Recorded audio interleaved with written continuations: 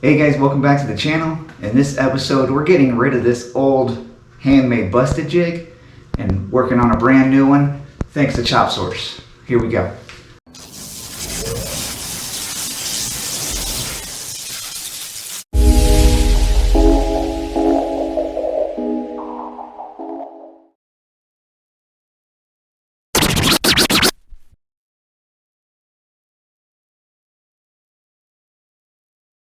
Hey guys, welcome back. So this episode, like I said, we're going to be redoing this jig completely.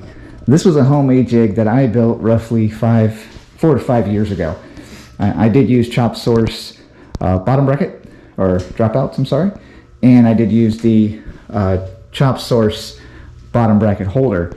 Everything else I already had. So turns out it's not 100%. It's not perfect. It's not straight. So when I'm building a frame, sometimes I tend to do a lot of measuring, a lot of moving, a lot of shaking to try to get everything to be straight and make sure that it's perfect. I don't want to do that anymore. So I reached over to my friends over at Chop Source, and these guys hooked it up. Let me show you what we got. All right, when you guys are ordering this stuff from Chop Source, you can actually order it in a full kit. I pieced mine together a little bit just because I had already had a few of the items, so I didn't have to go ahead and order the entire thing. So what you're going to want to do is you go on their website, which I will link in the description below, and you look up the bicycle jig, if that's what you want to do. He also does motorcycle jigs. It comes with your instructions. It comes with everything that you need to show what you're going to need. Now inside the instructions, it's going to tell you exactly what type of metal you need to go buy. You're going to go down to your local metal supply place and give them the dimensions that's in the directions. Let them cut it out for you. It's way easier, and I'll get back to that in a second and show you the metal. Let's see what we got. First thing, your head tube, all thread for your head tube. It's massive. Head tube cones. A big thing that I had with mine was I was only using way smaller all thread on my head tube, and it was easy to move it and bend it. That's not bending. It's going to come with all your clamps. You guys don't have to weld your jig together. Your jig is actually going to get clamped together. I went ahead and I picked up their leveling posts. These posts right here, you'll weld, this is about the welding that you'll do, is you'll weld this here so that you can level it once you have your jig hooked up. All the necessary hardware, bottom bracket, head tube bracket, spacers, everything we need is in this kit. I'm going to go show you now. What I'm doing is I'm building a rack for mine. So from them, you guys can buy a rotisserie jig where you're able to spin it. We're not doing that in this one. I didn't go rotisserie. I'm going standard jig. But I do want to be able to move mine around the shop easily. One thing with this is this one does roll. But I did only do movable casters in the back, and I did stationary casters in the front. It would only allow it to drift. So this new one, I'm doing full casters. So full motion casters where they're going to spin. It'll allow me to put the jig in a circle if I want to. But we got to build a stand first, right? So come on over here, I'll show you where I started. Alright guys, so like I said, I am building a stand for mine so that it can move around the shop, and I also wanted to kind of put my own twist on it. So this is the first of the side legs that I've already done. Full casters all the way around. Everything's been welded on the inside. Supports are going to come off of here to the next one. I had some brass laying around, so I added some dimple die brass to go down the middle. But this is all 1.5 inch box tubing. I think it's 1 by 2 box tubing is what I made this out of, and I'll show you guys here in a minute as I'm making the other one. Hey, sorry for the interruption. Make sure you guys hit that subscribe button for me and give me a thumbs up if you're liking this video. All right, let's get back to it. So here's the directions which they are going to send you with the kit, but to give you guys kind of an idea of what the tubing you're going to need to go purchase, I highlighted the area that I only needed. I wasn't doing a seat post fixture and I wasn't doing the rotisserie, so I locked that out, okay? So you are going to need two 2x3 72-inch tubes. You're going to need one 2x3 36. That's for your head tube. The top one is your frame rails, head tube rails. Then you need a 124-inch 2x3, which is going to be your dropouts. Then you're going to need to go over to your bottom bracket fixture. You're going to need a 2x2 at 16 inches and then a 2x2 at 4 inches. That's going to depend on what type of bottom bracket fixture you're doing. If you're doing it in a T, it tells you down here exactly what you need. If you're going to be doing it in an L, It's going to be a little bit different, which I'll show you guys that as I walk through it, because I am going to do the L-shaped bottom bracket like I had before. Just makes it easier, pulls everything out of the way. Some of the frames I build, there's no way that I can do a T-fixture this way and this way to hold the bracket.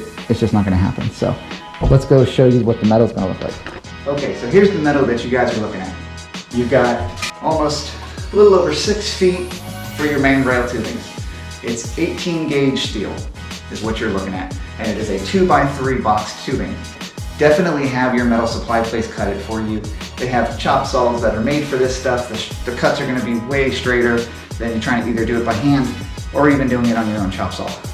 This is going to be for your head tube. It's 36 inches. I don't really need 36 inches, so I'm probably going to chop some of it off. Per the directions, just have them cut that out for you. Then lastly, this is for your dropouts. This will allow you to slide your dropouts. The bracket actually just hugs to it. This will slide in between the 2 rails, which I'll show you once I start doing assembly. This right here, guys, is just 2x2 tubing, and this is what you're going to do for your bottom bracket. And as you can see, it's going to be in an L shape. It'll hold that on for you. If you're doing the T, it's going to go like this. You're going to need longer pieces, but this is the way I'm going to go do mine, and again, I'll show you as I go. So for now, we're going to get back to building a rack, because without my rack, I can't really set anything up. So let's go over there, finish that other side. Once that's done, we're going to assemble it, make sure that everything's straight, get the brackets made for the feet, for the leveling feet, then we can get onto the jig.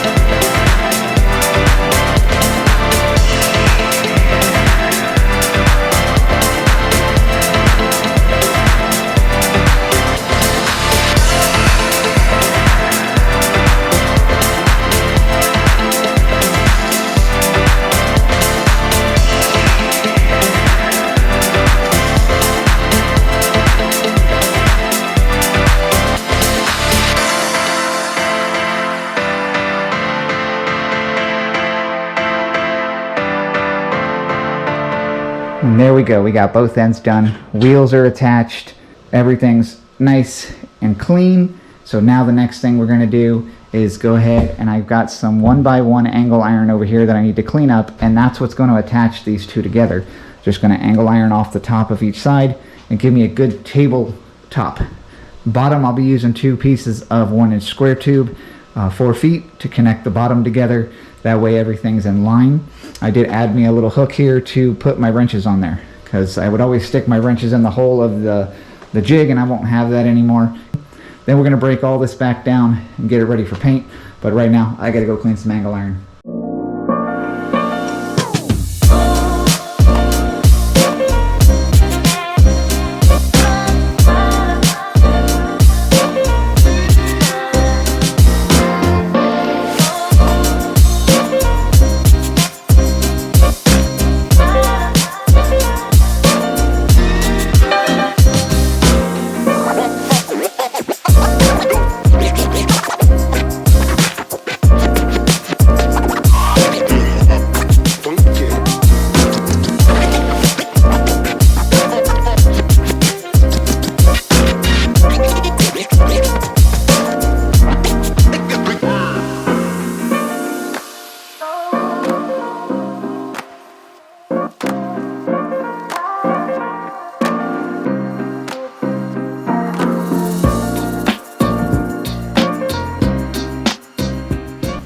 All right, guys, so now you can see what I was talking about by what I meant by the rack. Everything rolls. Don't know if it rolls awesome, but it does what it needs to do. It's got its hook down there. Everything's nice and welded in. It's all straight, it's all level. That's what I needed. So now what we can do is I need to work on getting these little leveling feet. What I'm gonna do is probably take some angle iron, put it where they need to be, and then that'll allow me to figure out how, because I'm gonna wanna be able to lift this in the air. So they've gotta be down farther than the wheel is. So what I'll have to do is take the angle iron, come down a little bit, almost halfway to the wheel, to where this is sitting up here, so that when I start to screw these down, it actually lifts the frame in the air. I want the frame in the air, and then that way I know everything will be level at all times. Welding it up might have warped some of it, so I just want it to be always level. So that's the best way to do it, and then once it's locked in place, you're done. So we'll cut up some angle iron. I'm gonna go have some lunch, figure out leveling area, make it so that I can lift it, level it easily. Then we'll get started on the actual jig itself. I do want to paint this too, so we got that. We got some stuff to do.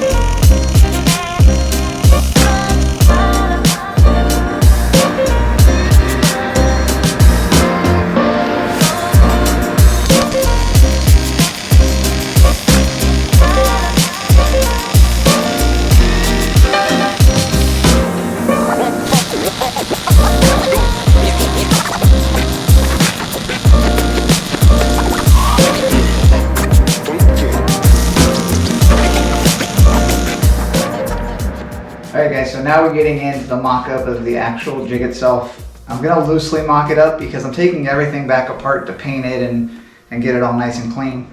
But the base is done. It's going to come with these brackets here, and these brackets have little diamonds in them so that you know what side goes where. So they both have diamonds, just match those up. And this is what's going to squeeze the metal together in order to put the tubes down the center. So to give you an idea, and all of your bolts are going to come labeled. He labels every one of them. So this says base clamp hardware. Pretty simple. The nuts also say the same thing.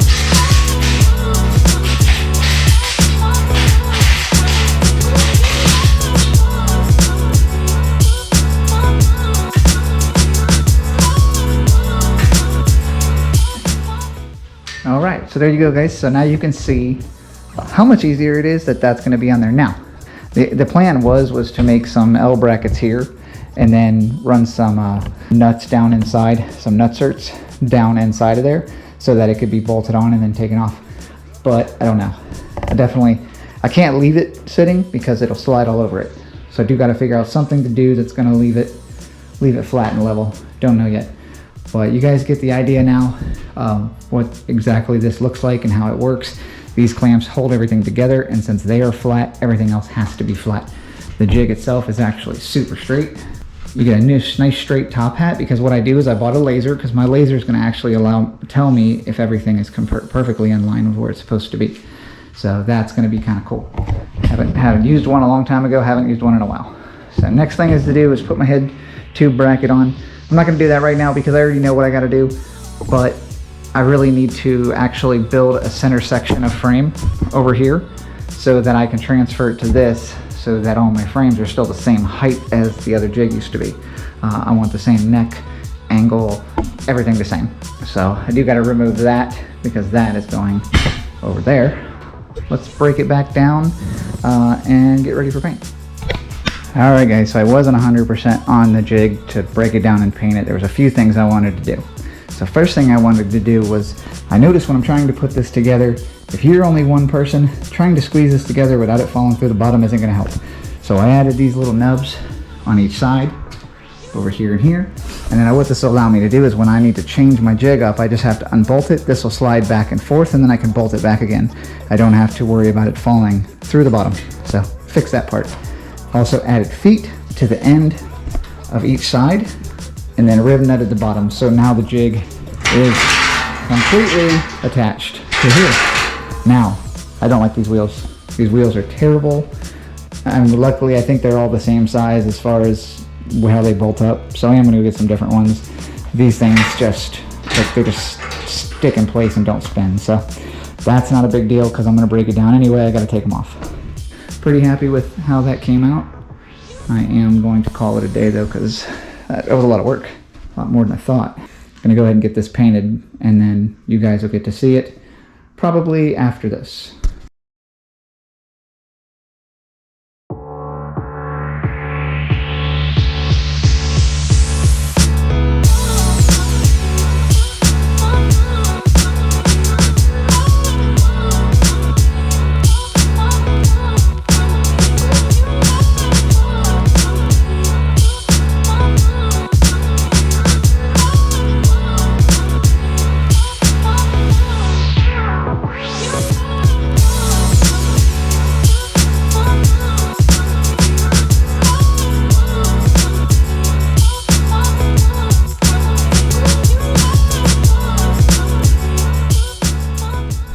And there you go guys, all finished up. Thank you so much to Chop Source for building these things for us, because without it, we'd be making a bunch of crooked frames. Quick rundown of what I did. Went ahead and I painted all the tubing. I added little structures here to hold these in place when I'm unbolting them.